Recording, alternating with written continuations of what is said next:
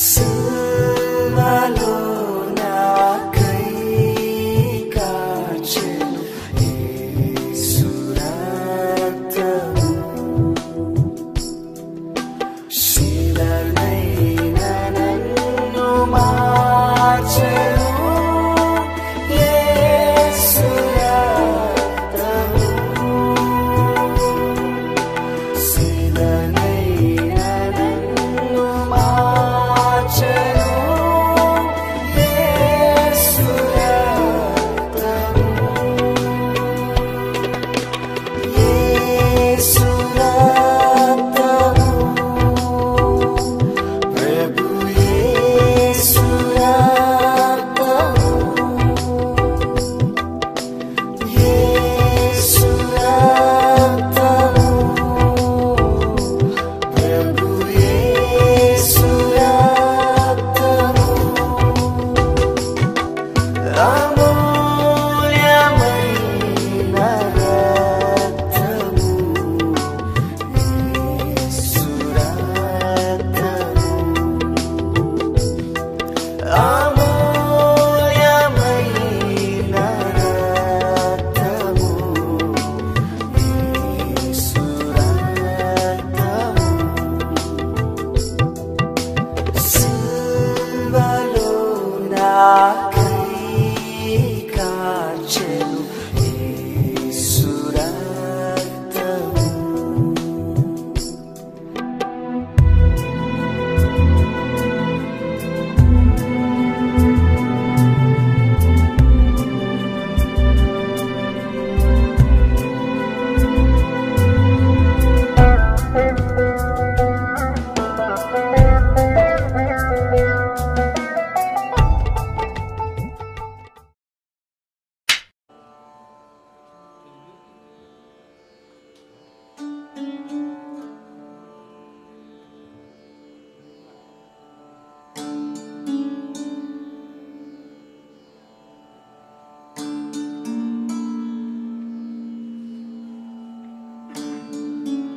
ఆర్టికస్ ఎలా ఉన్నారు? నేను ఒక విందు ఇవ్వాలని అనుకుంటున్నాను. నా ఇంట్లో జరిగే ఆ విందుకు నువ్వు ప్రత్యేక అతిథిగా రావాలి. చాలా సంతోషం. Thank you. కానీ నువ్వు ఈ విందును ఎందుకు ఇస్తున్నావో తెలుసుకోవచ్చా? నా పాత మిత్రుడు మత్తయి వస్తున్నాడు.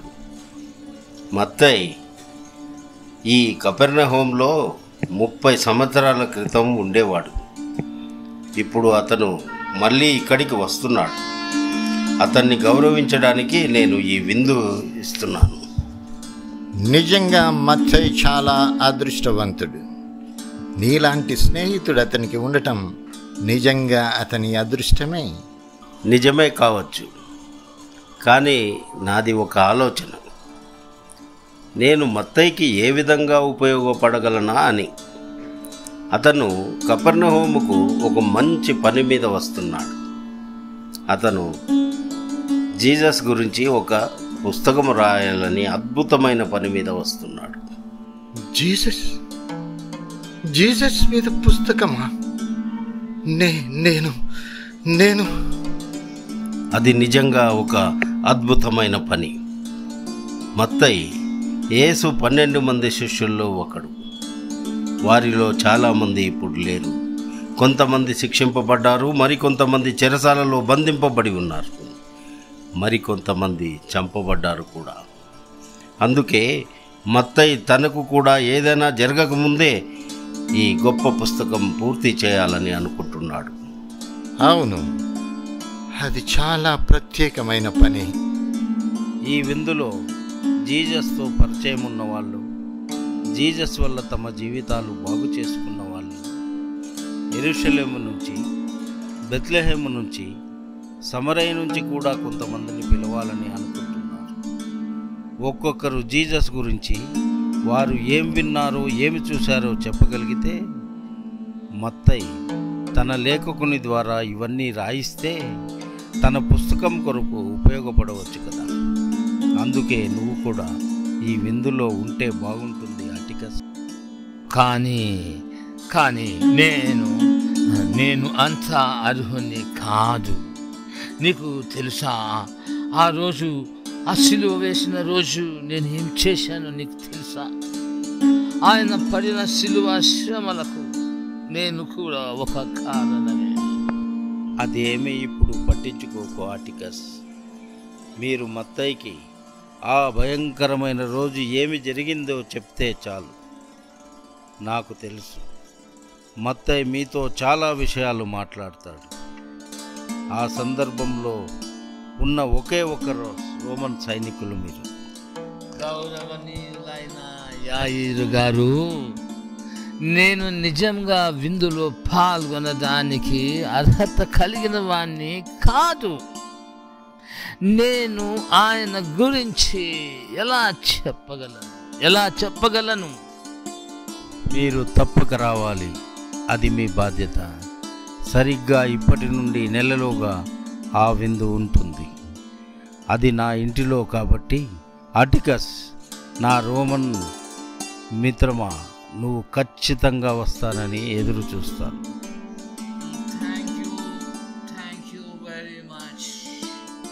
నేను కూడా రావడానికి ప్రయత్నం చేస్తాను.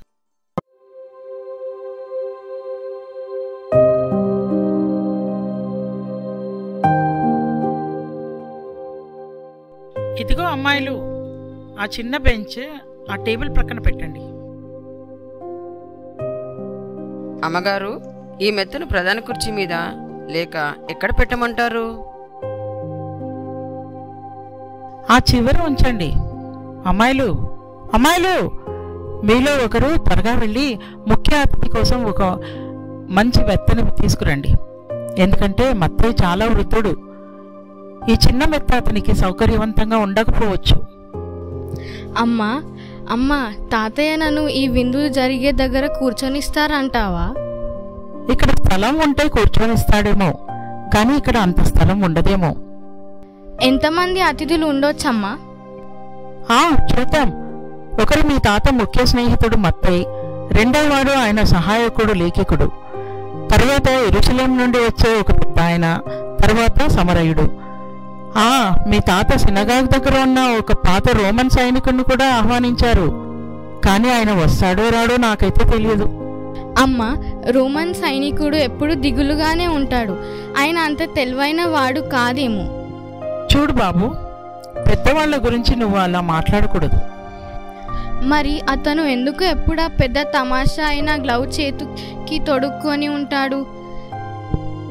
బాగా వేడిగా ఉన్న వేసవిలో కూడా వాటిని తీయడు. లేవి, జాగ్రత్త.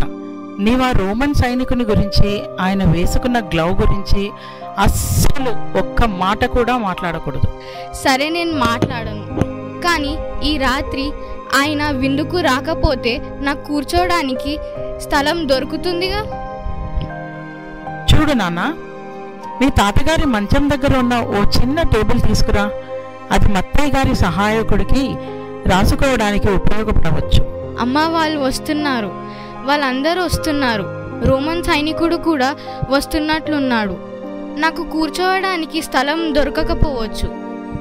చూడు బాబు, నీవు అక్కడ దూరంగా నిల్చుని ఉండు. నువ్వు మాత్రం మీ తాతయ్యను విసిగించొద్దు, సరేనా?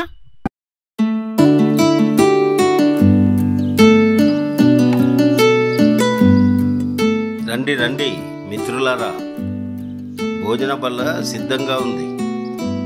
మీకు మీ కూర్చునే స్థలాలు చూసుకోండి. మత్తయి, నీవు ఈ మధ్యలో కూర్చోవడానికి ఇష్టపడతావు అనుకుంటాను. మరి నీ సహాయకుడు ఎక్కడ కూర్చుంటాడు? నీ కుడివైపా, ఎడమవైపా? ఆయన ఎక్కడ కూర్చున్నా పర్వాలేదు సార్. నేను ఇక్కడ కూర్చుంటాను. నేను మీరు చెప్పేది విని రాసుకోవడానికి వీలుంటుంది. ఎల్హేనన్, మీరు యెరూషలేం నుండి వచ్చారు కదా, మీరు ఇక్కడ కూర్చోండి.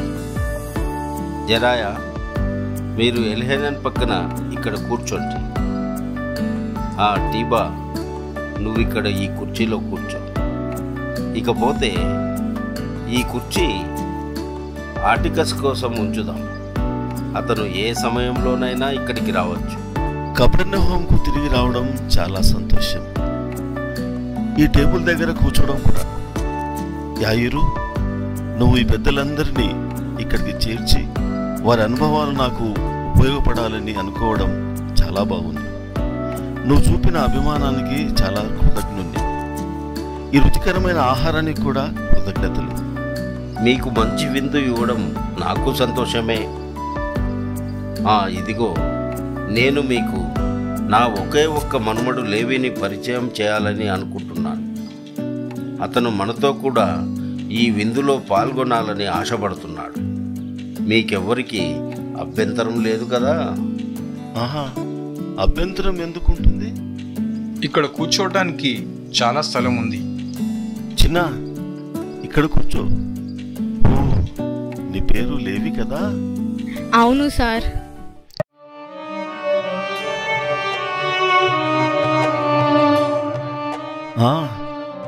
చాలా కాలం క్రితం నా పేరు కూడా లేవినే. ఏంటి, మీ పేరు లేవీనా? ఎలా మార్చుకున్నారు? జీససే నా పేరు మార్చాడు. పేరే కాదు, జీవితాన్ని కూడా మార్చాడు. అప్పుడు నా పేరు లేవి. కపెర్నహూములో ప్రధాన సుంకపు వసూలుదారుణ్ణి. అక్కడున్న ప్రజలందరూ నన్ను అసహ్యించుకునేవారు. అందరూ నన్ను దుర్మార్గునిగా పిలిచేవారు. అప్పుడు నేను అలాగే ఉండేవాణ్ణి. నేను మహాఘోర పాపిని కూడా. ఒకరోజు నేను నా గదిలో ఉన్నాను. అక్కడ ప్రజలు సుంకం కట్టడానికి వరుసలో నిలబడ్డారు. అప్పుడు జీసస్ ఇక్కడికి వచ్చాడు. ఆ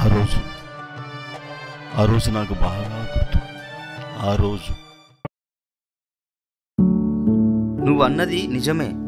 ఆ గొప్ప రోమన్ చక్రవర్తి రోమ్లో కూర్చొని ఇక్కడ కపెర్నహూములో ఉన్న మనకు ఏమీ చేయటం లేదు. ఇక్కడ ఈ సుంకరి సుంకం కట్టించుకోవడానికి తన గది ఎప్పుడు తెరుస్తాడో ఏమో. నేను ఇక్కడ సుంకం కట్టడానికి గంట నుంచి ఎప్పుడు తెరుస్తాడో అని ఎదురు చూస్తున్నాను. అతను త్వరగా వస్తే బాగుండేది. ఈ పన్ను కట్టించుకునే సుంకరి పేరు లేవి. అతడు ఎప్పుడు ఈ సమయానికల్లా వచ్చేవాడే. వాడు పచ్చి దుర్మార్గుడు. అలాంటి వాడిని నేను ఎక్కడా చూడలేదు. విధవరాలనైనా నేను ప్రతి నెల ఈ విధంగా గడపాల్సి వస్తుంది. అందరూ వినండి. గౌరవనీయులైన లేవి గారు పన్ను కట్టించుకోవడానికి సిద్ధంగా ఉన్నారు. ఇదిగో అమ్మా, నువ్వే మొదట. నేను ఈసారి పన్ను ఎంత కట్టాలి? నువ్వు ఈసారి కట్టవలసిన పన్ను 14 దేనారాలు. అమ్మో, అంత డబ్బా? నువ్వు నేను వినదే విన్నావా? నీకు పన్ను 14 దీనారాలు వేస్తున్నారు. 14 దినారాలా? మీకు అసలు మతుందా? నేను అసలు పన్ను కట్టను. నేను కట్టలేను కూడా. నేను ఒక బీద విధవరాలిని. మీ పన్ను తీసుకునే వాళ్ళంతా పచ్చి దొంగలు. అమ్మా, నన్ను దొంగ అనవద్దు. రోమా ప్రభుత్వం ఈసారి పన్ను మొత్తం ఎక్కువ చేసింది. నన్నేం చేయమంటావు? సరే, అయితే నేను ఈరోజు 14 దినారాలు కట్టలేను. తర్వాత కూడబట్టి కట్టగలనేమో. ఈరోజు మాత్రం నాకు చేత కాదు. సరే, ఈరోజు రేపు నువ్వు మాత్రం ఖచ్చితంగా కట్టాలి. తర్వాత ఎవరు? కపెర్నహూము పౌరులకు ఒక్కొక్కరికి 30 దీనారాలు కట్టాలి. 30 దీనారాలా? ఓ సుంకరి, అది 30 రోజుల కూలీ తెలుసా? ఇక్కడ ఏదో పొరపాటు జరిగింది. గత సంవత్సరం నేను కట్టిన పన్ను 12 దీనారాలేగా. బాగుంది, చాలా బాగుంది. ఈ 12 రోమ్ చక్రవర్తికి, ఈ 2 మీకు, ఇక మిగిలినవన్నీ నాకే. ఈ రోజుల్లో నేను చాలా ధనవంతుణ్ణి అవుతున్నాను. ఓ పెద్ద మనుషులు, ఈరోజు మీరు సుంకం కట్టడానికి మంచి రోజు. ఇది సీజర్ యొక్క ఆజ్ఞే.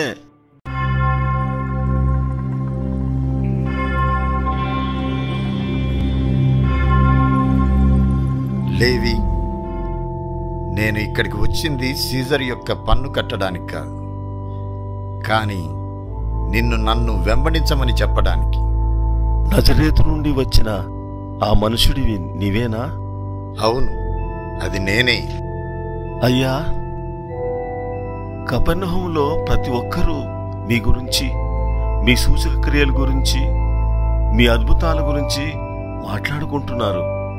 మీరు అద్భుతాలు చేస్తున్నారని వారు రాత్రింబగలు అనుకుంటున్నారు. అవును, నేను ఈ సూచక్రియలు, అద్భుతాలు దేవుని రాజ్యం రాబోతుందని తెలపటానికే చేస్తున్నాను. దేవుని రాజ్యమా? పరలోక రాజ్యం పరిశుద్ధమైన చాలా విలువైన ముత్యం లాంటిది. వ్యాపారం చేసే వాళ్ళంతా ఈ వస్తువులను అమ్మి విలువైన ముత్యాలు కొనాలనుకుంటారు. కానీ పరలోక రాజ్యం అనే ముత్యం వారి చెంతనే ఉంది. అది వారు దాచుకుంటారు. వారు కలిగినదంతయు అమ్మి దాన్ని పొందాలనుకుంటారు. అయ్యా అయ్యా, అలాంటి ముత్యం నాకు కావాలనుకుంటున్నాను. ఈ పన్ను వసూలు చేయటం మానేసి నన్ను వెంబడించు. నీకు నూతన జీవితం దొరుకుతుంది. నీకు క్రొత్త పుట్టుక, క్రొత్త పేరు దొరుకుతుంది. నీవు ఇక మీదట సుంకరి లేవి అని పిలువబడు. ఇక నుంచి నీవు మత్తయిగా పిలువబడతావు. మత్తయి అనే మాటకర్థం దేవుని బహుమానము అని. నేనా ప్రభువా? నేనా? మత్తయి, నా కాడిని ఎత్తుకొని నా మీద ఆధారపడు. నీ ఆత్మకు శాంతి దొరుకుతుంది.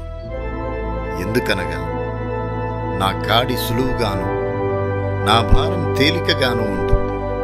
చూడండి, నాకు ఈ ధనం ఏమీ అక్కర్లేదు.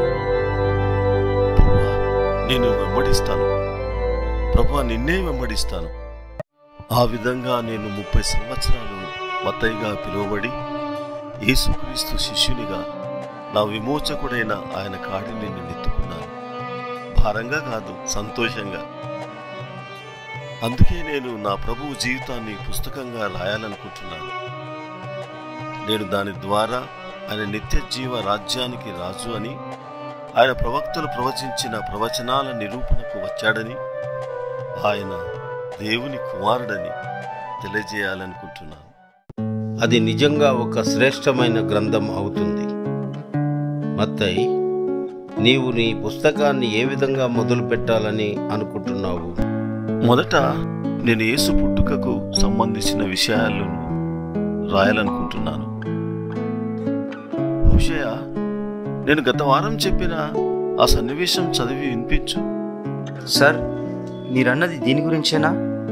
అది యేసుక్రీస్తు జనన విధము ఎట్లనగా ఆయన తల్లి అయిన మరియా. క్షమించండి సార్, నా దగ్గర ఒక విషయం ఉంది. అది మీకు ఉపయోగపడవచ్చు. నేను యెరూషలేము నుండి తెచ్చిన ఈ యొక్క ప్రతులను మీకు ఇవ్వటానికి అనుమతించండి. నా జీవితం అంతా యెరూషలేము దేవాలయం దగ్గరే ద్వారపాలకునిగా గడిపాను. జీసస్ అక్కడికి రావడం చాలాసార్లు చూశాను. ఆయన బోధించడం కూడా విన్నాను. యాయిరు నన్ను ఈ విందుకు రమ్మని పిలిచిన రోజే నేను నా స్నేహితుడైన ఒక లేఖకుని ద్వారా ఈ ప్రతిని తీసుకున్నాను. ఏమిటది? ఇది యూదుల తరాలకు సంబంధించిన జాబితా. అబ్రహాము, ఇస్సాకు, యాకోబు వారి తర్వాత తరాలకు సంబంధించినది. ఇందులో ప్రతి వ్యక్తి పేరు, వారికి పుట్టిన జ్యేష్ఠ పుత్రుల వివరములు ఉన్నాయి. ఇది చాలా అద్భుతమైన జాబితా. తండ్రి అయిన అబ్రహాము నుండి జీసస్ వరకు తరతరాలు ఇందులో ఉన్నవి. ఎల్హెనెనెల్, ఇది నీ నుండి నాకు రావడం నాకెంతో సంతోషము.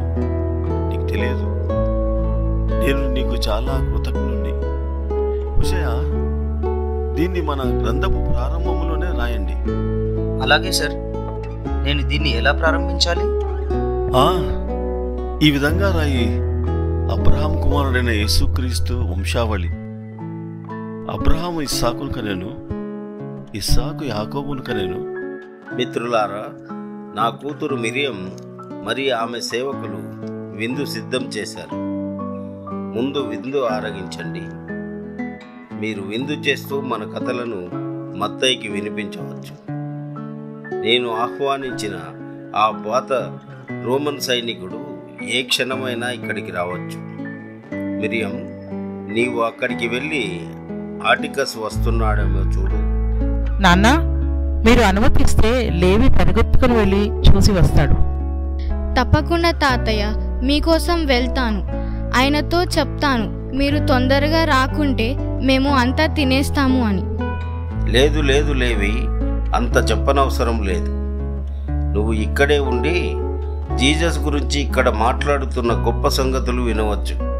సరే తాతయ్య. మత్తయి, ఇంకా నీ పుస్తకంలో ఏమేమి సంఘటనలు ఉంటాయి?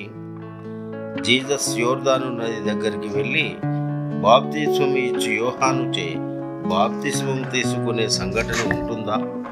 అవును, అది ముందుగానే వ్రాయబడి ఉంది. అందులో పరిశుద్ధాత్మ పావురం లాగా ఆయన పైకి దిగి రావడం కూడా చెప్పాను.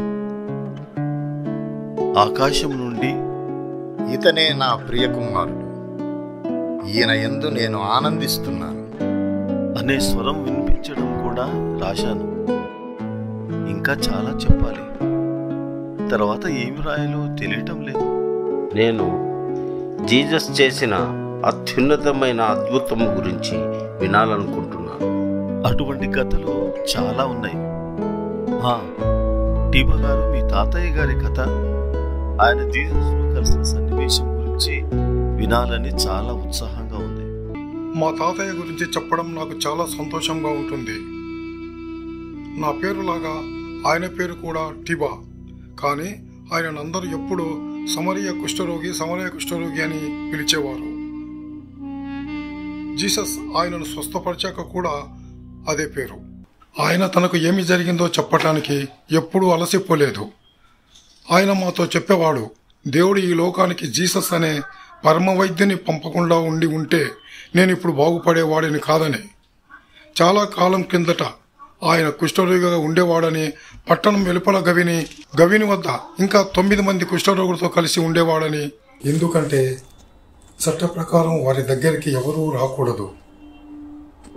ఎవరైనా వారి దగ్గరికి రావడం గమనించినప్పుడు వారంతా గట్టిగా అరవాలి, మేము అపవిత్రులం అని కేకులు వేయాలి.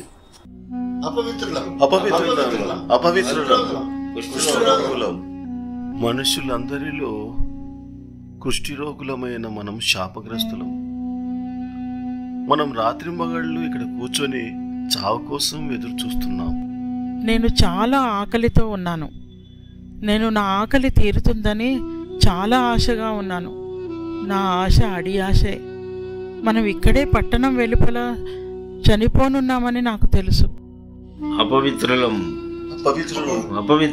కుష్ఠరోగులం, దగ్గరికి రావద్దు.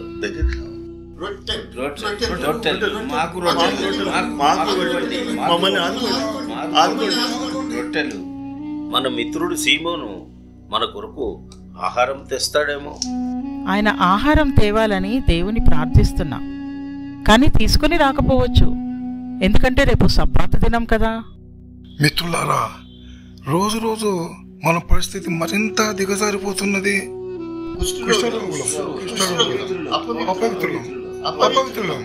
వీరంతా వ్యాధిగ్రస్తుల్లాగా ఉన్నారు. వీరంతా గుంపులుగా ఎక్కడికి వెళ్తున్నట్లు? నాకు తెలియదు. ఇంతమంది రోగస్తులు వెళ్ళటం వింతగా ఉంది. స్నేహితులారా, ఇదిగో కొంచెం ఆహారం మీకోసం తెచ్చాను. కృతజ్ఞతలు సైమన్.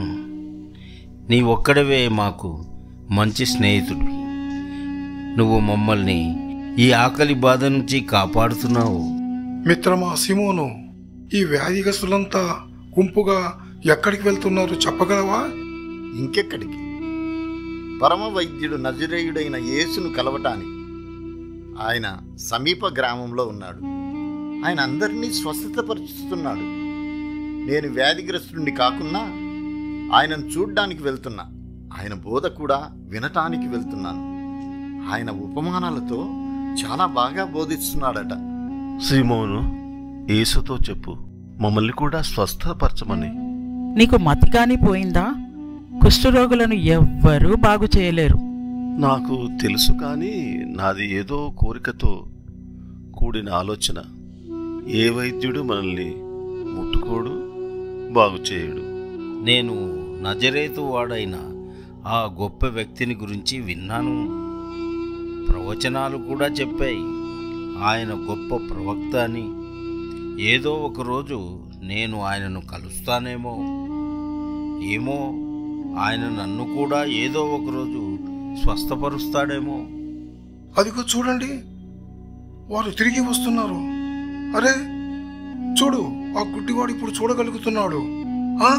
ఆ కుంటివాడు ఇప్పుడు బాగా నడుస్తున్నాడు. అదిగో అదిగో, నజరేతు ప్రవక్త ఇక్కడకు వస్తున్నాడు.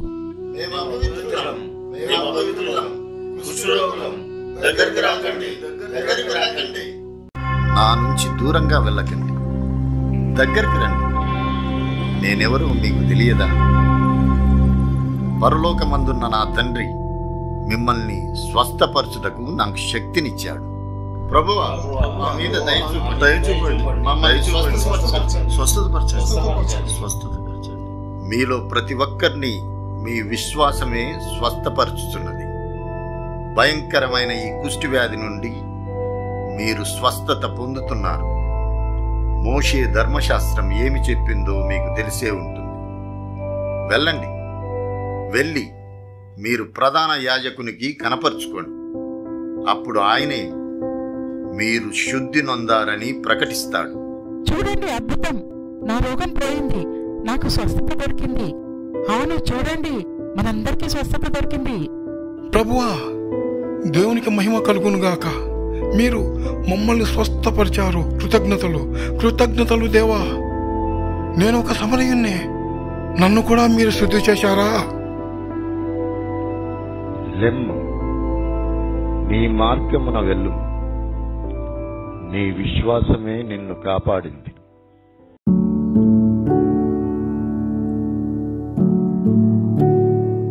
కాబట్టి అప్పుడు మా తాతగారు తన స్వస్థలమైన ఈ సమయకు వచ్చి చాలా కాలం జీవించాడు. ఆయన తన కథను ఎప్పుడు చెప్పినా జీసస్ తనతో చెప్పిన మాటలు, నీ విశ్వాసమే నిన్ను స్వస్థపరిచినది అని చెప్పేవాడు.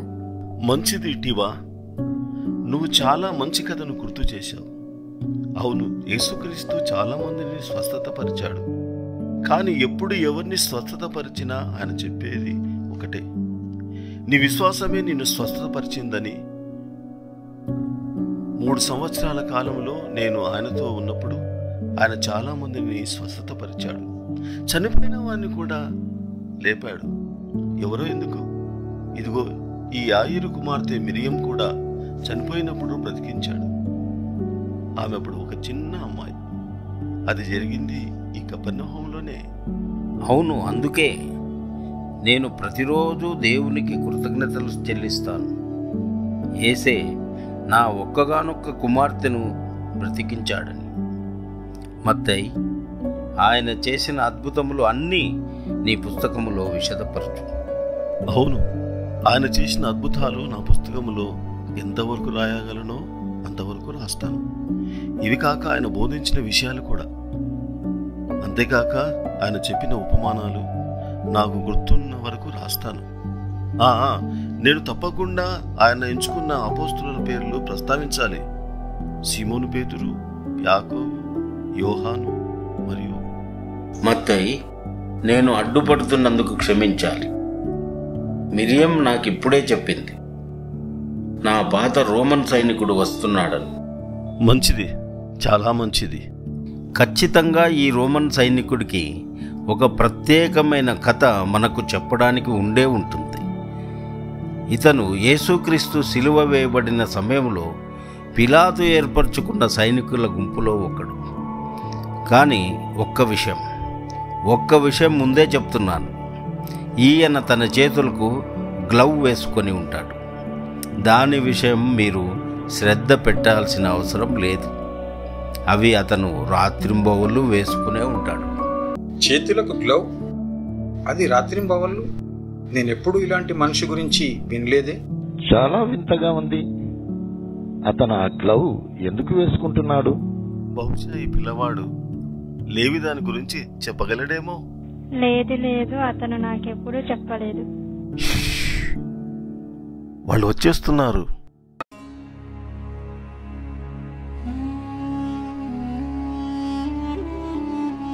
రండి ఆటికస్, నిన్ను చూడడం చాలా సంతోషం. రండి రండి, లోపలికి రండి. నేనిచ్చే ఈ విందుకు స్వాగతం.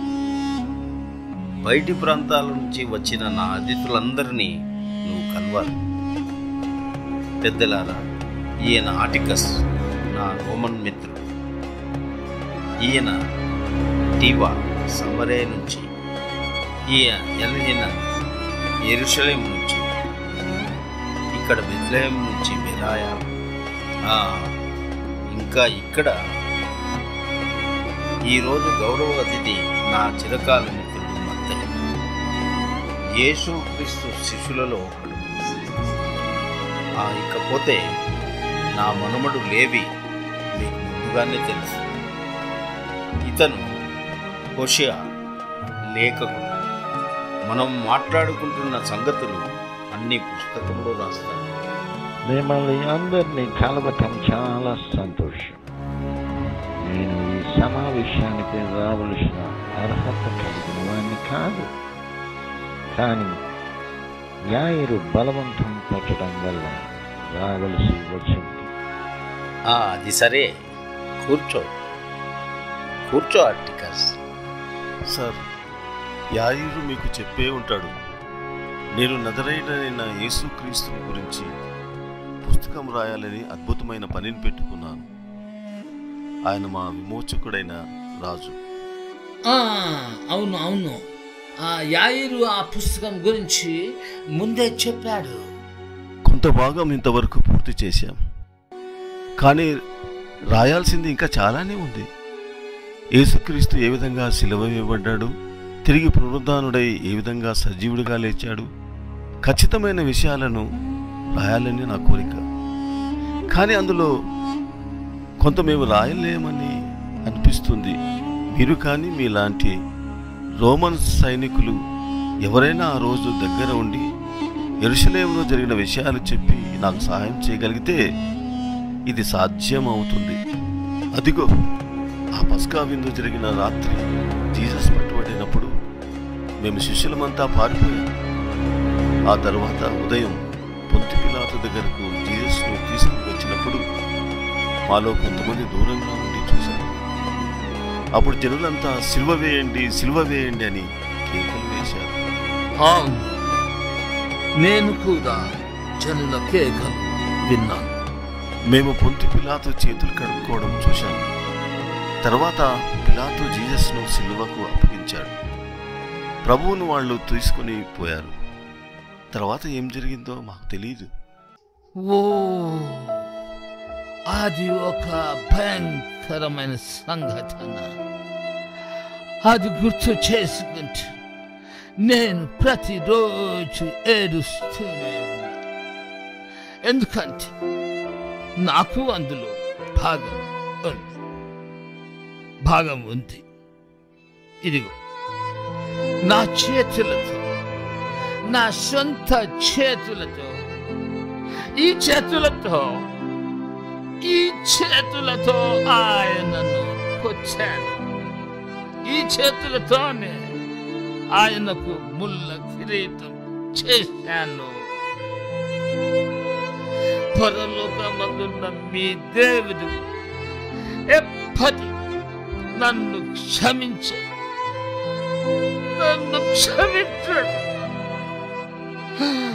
నన్ను నేను కూడా క్షమించుకోలేను.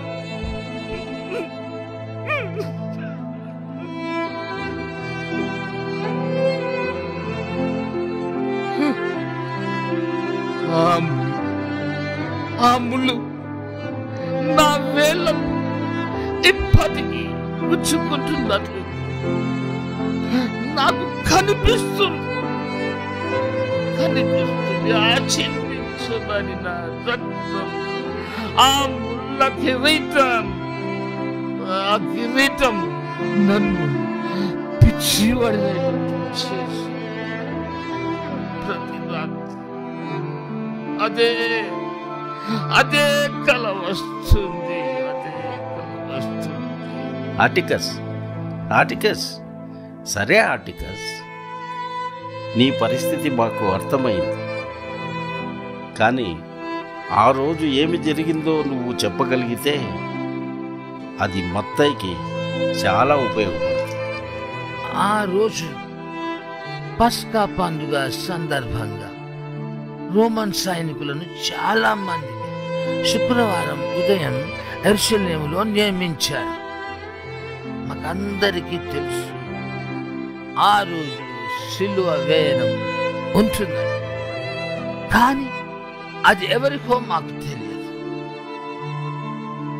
యేసుక్రీస్తుని మాత్రం పిలాతు దగ్గర బయట నిలబడి ఉండగా చూశాం. మా సైనికుల మధ్య పాచికల ఆట జరుగుతూ ఉన్నది. ఇంతలో మా కమాండింగ్ ఆఫీసర్ మాకు ఆజ్ఞ ఇచ్చాడు. ఆ రోజు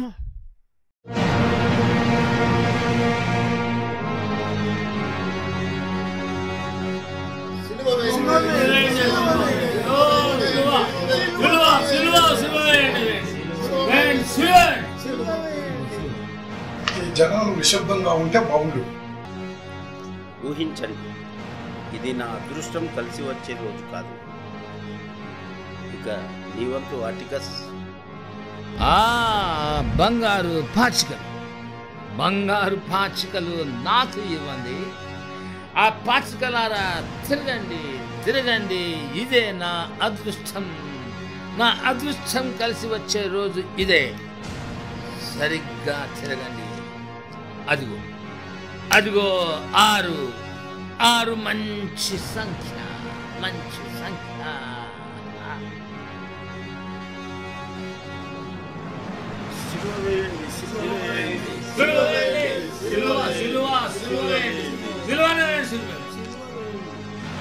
నాకు ఆశ్చర్యంగా ఉంది. ఈ రోజు ఎవరు సిలువ వేయబడుతున్నారో? యూదులు ఆ యేసును తీసుకొచ్చారు అని నేను విన్నాను. అదే నజరేతు వాడైన ఆ ప్రవక్త. కాదు రాజు కాదు రాజు కాదు రాజు కాదు. సిలువ సిలువ వేయండి, సిలువ వేయండి, సిలువ వేయండి, సిలువ. ఇదే మరీ విచిత్రం. ఆ నజరేతు వాడు ఏమి చేశాడు? ఏమి చేయలేదు, అద్భుతాలు చేయడం తప్ప ఏమి చేయలేదు. కొంతమంది అతని అనుచరులు ఆయనను రాజుగా చేయాలనుకుంటున్నారు.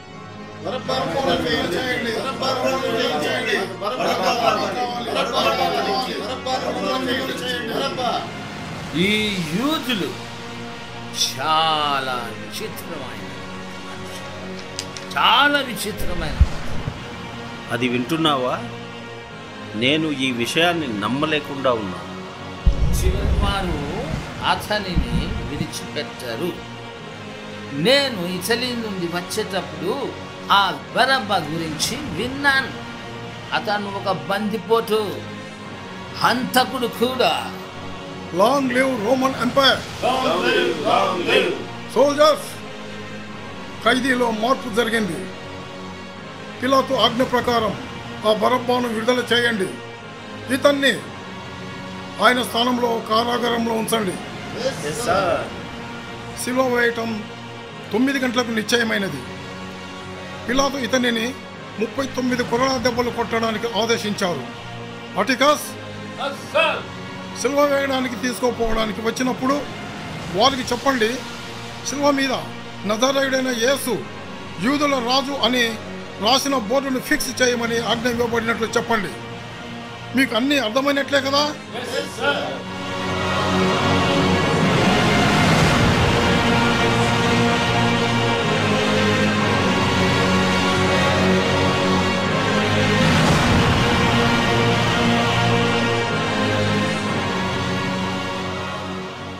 మిత్రులారా, నాకు ఒక ఆలోచన వచ్చింది.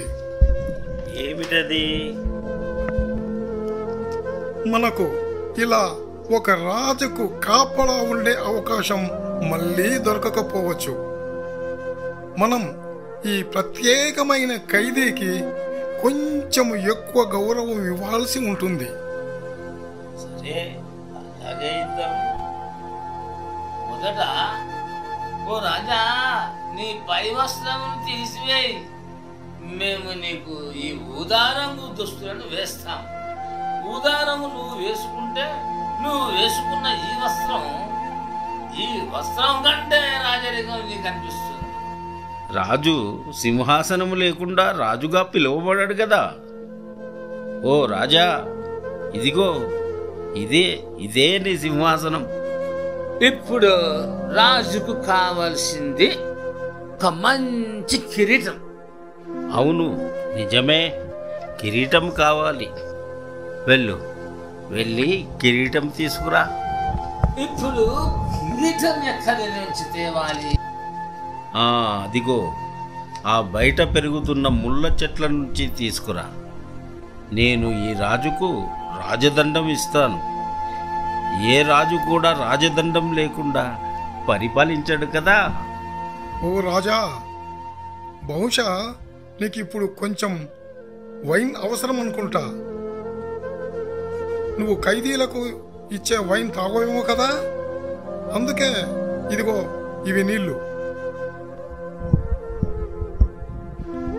ఓ రాజా, నేను నీ రాజదండాన్ని తెచ్చాను.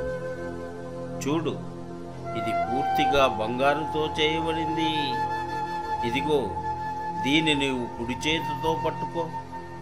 ఇది నీ అధికారానికి గుర్తు. ఓ రాజా, మేము నిన్ను ఈ రాజదండంతోనే మేలుకొల్పాలేమో. ఓ రాజా, ఇదిగో నీ కిరీటం. దీన్ని నా చేతులతో పెట్టలేకపోతున్నాను. ఎందుకంటే దీన్ని చేసేటప్పుడు చూడు, నా చేతి వేళ్లకు ఎంత రక్తం కారుతున్నది చూడు. అటికస్, దీనికి ముళ్ళు కొంచెం ఎక్కువగా ఉన్నట్లున్నాయి. ఇది యూదుల రాజు శిరస్సు మీద ప్రత్యేకంగా ఉంచుటకు తయారు చేసినది. రండి, మనమందరం మన రాజు ముందు మోకరించి విధేయత చూపుదాం. యూదుల రాజా, నీకు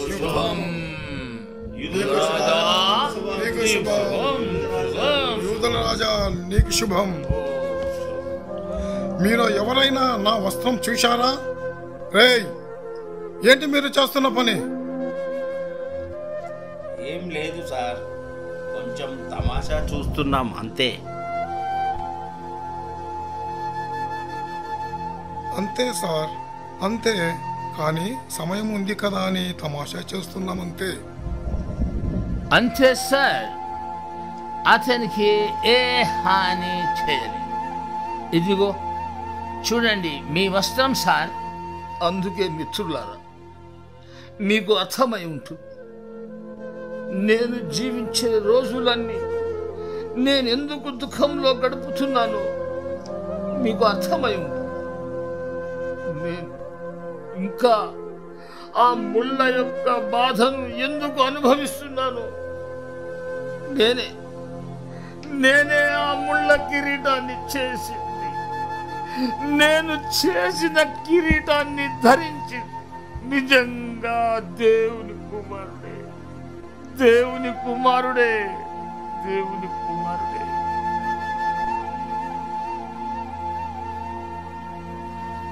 నజరేయుడైన యేసు ఆ ఇద్దరు దొంగల మధ్య ఆ మధ్యాహ్నం వేళ వేలాడుతున్నప్పుడు ఒక గొప్ప చీకటి యెరూషలేమంతా కమ్మింది. అప్పుడు అక్కడ ఉన్న మా శతాధిపతి కూడా భయపడిపోయి యేసు వైపు చూసి అన్నాడు, నిజంగా ఇతను దేవుని కుమారుడే, ఇతను నిజంగా దేవుని కుమారుడే అని. సార్, మీరు ఇప్పుడు రాస్తున్నది నిజంగా దేవుని కుమారుడే చరిత్ర. అవును సైనికుడా, నేను రాస్తున్నది అది. నీవు రాసే పుస్తకంలో నేను చేసిన ముళ్ళ కిరీటం గురించి తప్పక రాయాలనిపిస్తే రాయి, కానీ దయచేసి నా అపరాధములు చేసిన చేతుల గురించి మాత్రం రాయవద్దు. ఆర్టికస్, నువ్వు ఇక నీ చేతులకు ఆ గ్లౌ తీసివేయొచ్చు. ఏంటి? నా గ్లౌ తీసివేయాలా? అవును, ఆ రోజు సిలువ వేయబడిన రోజు మాలో కొంతమంది యేసు దగ్గర ఉండి ఆయన అన్న మాటలు విన్నారు. తండ్రి, వీరేమి చేయుచున్నారో వీరు ఎరగరు కనుక వీరిని క్షమించు అని అన్నాడు. ఆయన సిలువ నుంచి నీ కొరకు మరియు ఆయనను తనను మేకులతో కొట్టిన సోల్జర్స్ కొరకు కూడా ప్రార్థించాడు. అంటే నిన్ను నీ చేతులను కూడా ఆయన ఆ రోజే క్షమించాడు. కాబట్టి నువ్వు నీ గ్లౌ ఇక తీసి పడేయవచ్చు. ఏమిటి? నేను చేసిన ఆ భయంకర పనుల తరువాత కూడా నన్ను అదే రోజు క్షమించాడా? నేను ఆయన పట్ల క్రూరంగా ప్రవర్తించాను, అయినా నన్ను క్షమించాడా? అవును, అదే రోజు ఆయన నిన్ను కూడా క్షమించాడు. నువ్వు ఇంకా ఎందుకు నీ అపరాధానికి గుర్తుగా ఈ గ్లౌ వేసుకుని ఉన్నావు? ఆయన ఇప్పుడు కాదు, నిన్ను 30 సంవత్సరాల క్రితమే క్షమించి వేశాడు. నేను క్షమించబడ్డాను. అవును, నేను ఇప్పుడు క్షమించబడ్డాను. నేను రుణపడిన ఆ రుణాన్ని ఆయనే చెల్లించాడు. నా రుణాన్ని ఆయనే చెల్లించాడు. ఇది ఒక అద్భుతమైన క్రియ. మిత్రమా, విన్నవా? ఇన్ని సంవత్సరాలు నేను భరించలేని అపరాధం కృంగిపోతుండేవాడిని. కానీ నాకిప్పుడు విముక్తి దొరికింది.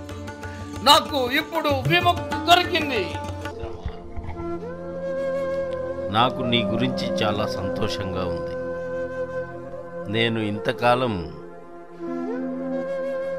నీవు యేసును గురించి నిజం తెలుసుకోవాలని ప్రార్థిస్తూనే ఉన్నాను. సార్, ఇప్పుడు నేను నా చేతులను ఉపయోగిస్తాను. ఈ పుస్తకం పూర్తి కావడానికి సహాయం చేస్తాను. నేను మీ కొరకు ఏమైనా చేస్తాను. మీరు చెప్పింది ఏదైనా చేస్తాను.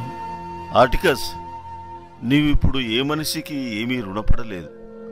మన ప్రభు అయిన యేసుక్రీస్తు శిలువ శ్రమలు అనుభవించి చనిపోయి తిరిగి లేచాడు. అందుకే నీకు క్షమాపణ దొరికింది.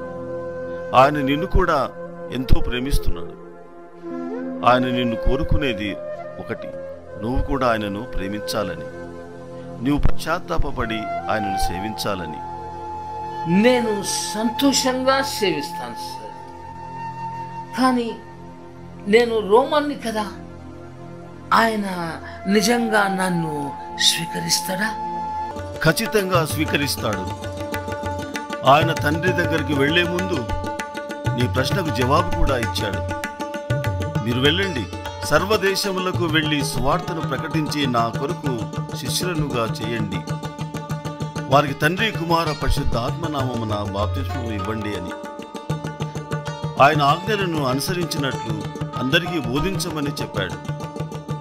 ఆర్టికస్, అందులో నీవు కూడా చేర్చబడ్డావు. నన్ను కూడా చేర్చుకున్నందుకు ఆయనకు హృదయపూర్వక కృతజ్ఞతలు. నేను వినయంగా ఆయనను క్షమాపణ వేడుకుంటున్నాను. నేను చెల్లించాల్సిన రుణం ఆయనే చెల్లించేశాడు. నాకు రుణ విముక్తి కలిగించాడు. ఇక మిగిలిన నా ఈ జీవితం అంతా ఆయన కొరకే జీవిస్తాను.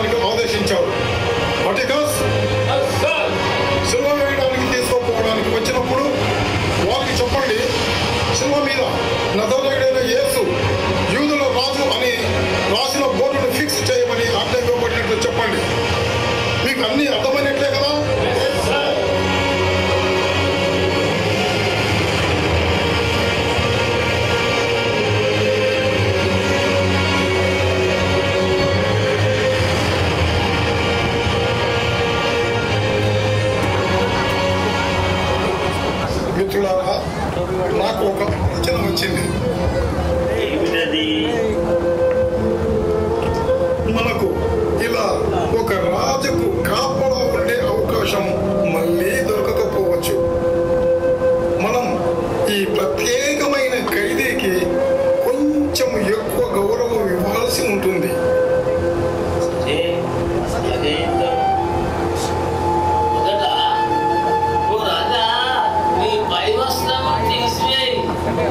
మేము నీకు ఈ ఉదారం దుస్తులను వేస్తాం. ఉదారం నువ్వు వేసుకుంటే నువ్వు వేసుకున్న ఈ వస్త్రం కంటే నాగరికం నీకు అనిపిస్తుంది. రాజు సింహాసనము లేకుండా రాజుగా పిలువబడాడు కదా. ఓ రాజా, ఇదిగో ఇదే నీ సింహాసనం. ఇప్పుడు రాజుకు కావాల్సింది ఒక మంచి కిరీటం. అవును, నిజమే, కిరీటం కావాలి. వెళ్ళి కిరీటం తీసుకురా. ఇప్పుడు కిరీటం ఎక్కడి నుంచి తేవాలి? అదిగో ఆ బయట పెరుగుతున్న ముళ్ళ చెట్ల నుంచి తీసుకురా. నేను ఈ రాజుకు రాజదండం ఇస్తాను. ఏ రాజు కూడా రాజదండం లేకుండా పరిపాలించాడు కదా. ఓ రాజా, బహుశా నీకు ఇప్పుడు కొంచెం వైన్ అవసరం అనుకుంటా. నువ్వు ఖైదీలకు ఇచ్చే వైన్ తాగవేమో కదా, అందుకే ఇదిగో ఇవి నీళ్లు. ఓ రాజా, నేను నీ రాజదండాన్ని తెచ్చాను. చూడు, ఇది పూర్తిగా బంగారంతో చేయబడింది. ఇదిగో, దీన్ని నీవు కుడి చేతితో పట్టుకో. ఇది నీ అధికారానికి గుర్తు. ఓ రాజా, మేము నిన్ను ఈ రాజదండంతోనే మేలుకొల్పాలేమో. ఓ రాజా, ఇదిగో నీ కిరీటం. దీన్ని నా చేతులతో పెట్టలేకపోతున్నాను. ఎందుకంటే దీన్ని చేసే తప్పుడు చూడు.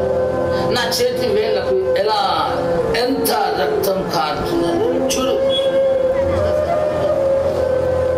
అటికస్, దీనికి ముళ్ళు కొంచెం ఎక్కువగా ఉన్నట్లున్నాయి.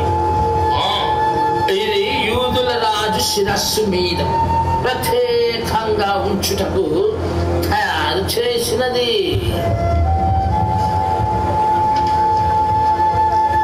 రండి, మనమందరం మన రాజు ముందు మోకరించి విధేయత చూపుదాం.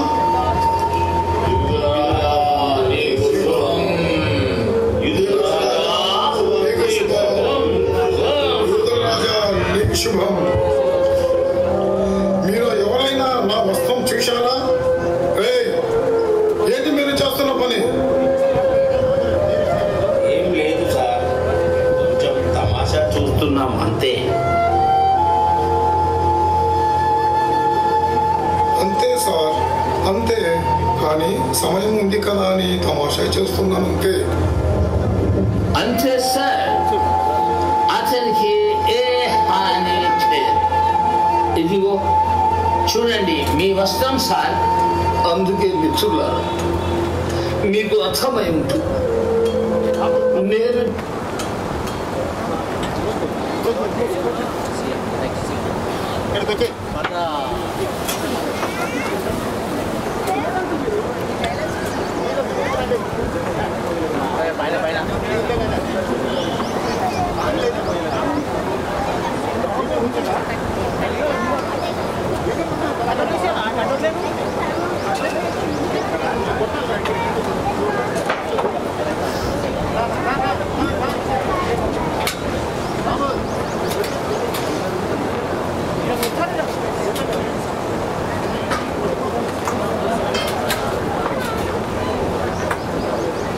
నేను ఒక చేత మోస్తున్నావు, ఇదేం సినిమా భయ్?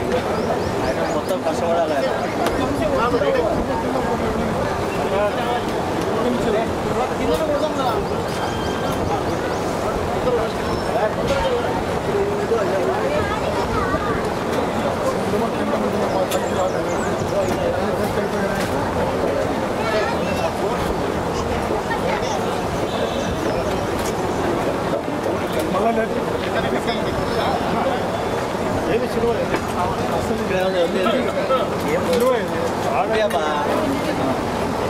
తీసి తాడు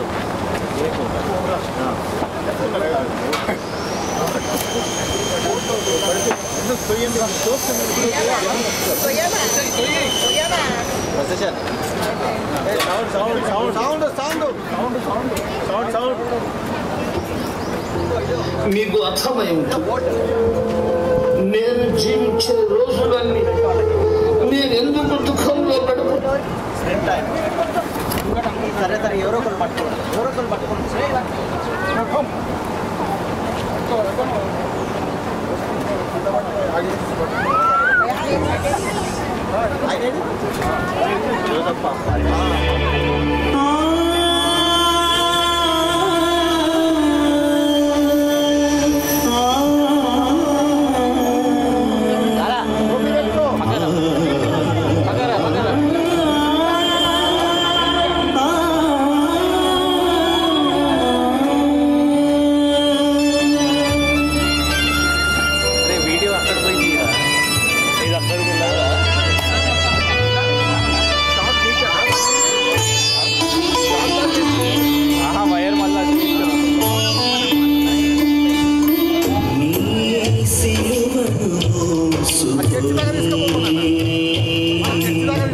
ఒంటరిగానే వెళ్ళిపోతున్నావా సిలువను మోసుకొని